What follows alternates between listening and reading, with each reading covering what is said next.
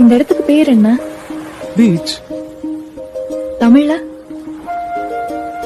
கடல். கடற்கரை. கடல் இல்லாம கரையால இருக்க முடியாது.